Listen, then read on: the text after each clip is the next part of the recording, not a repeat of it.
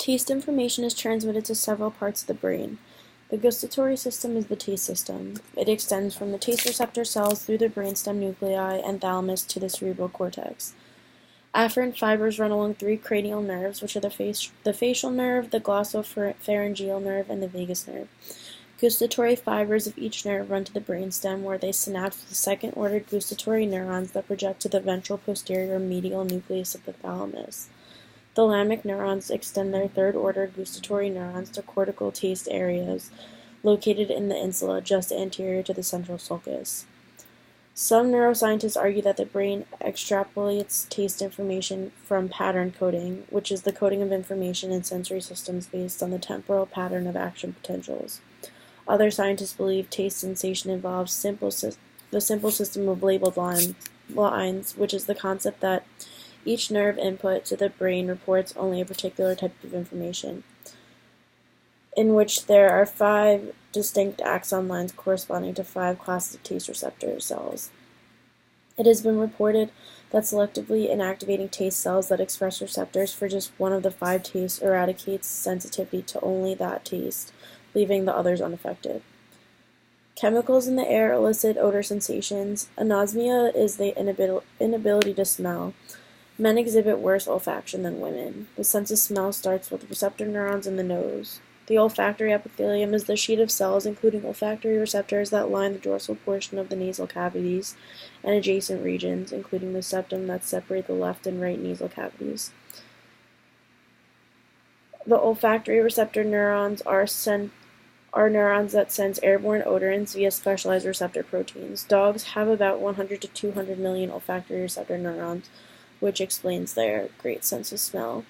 Each olfactory receptor cell has a long apical dendrite that extends to the outermost layer of the epithelium, the mucosal surface. Cilia are hair-like cellular extensions, and the dendritic knob is the portion of the olfactory receptor cell present in the olfactory epithelium.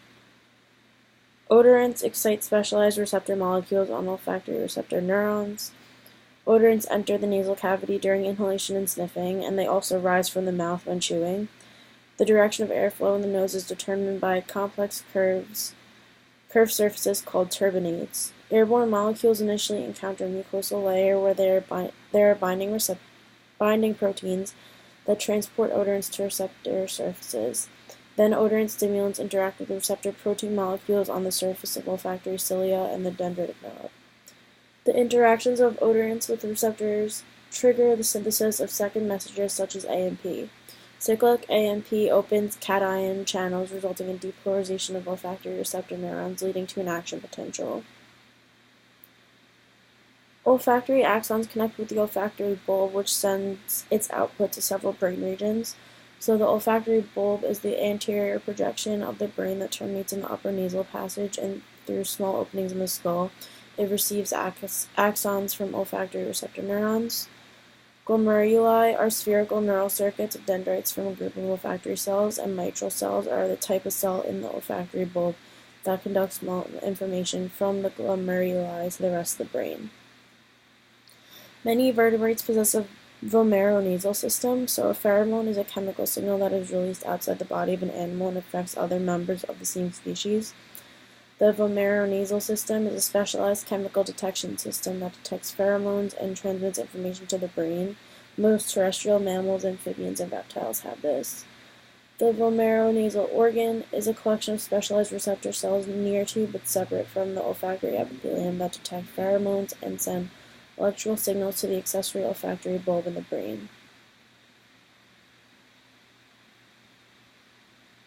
Humans have a structure that resembles a VNO and show behavioral evidence of some pheromone-like capabilities.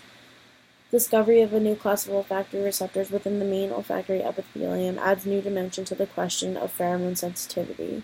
Trace amine-associated receptors are a family of probably pheromone receptors produced by neurons in the main olfactory epithelium. In mice, they seem to respond to volatile sex-specific urinary compounds that may be pheromones.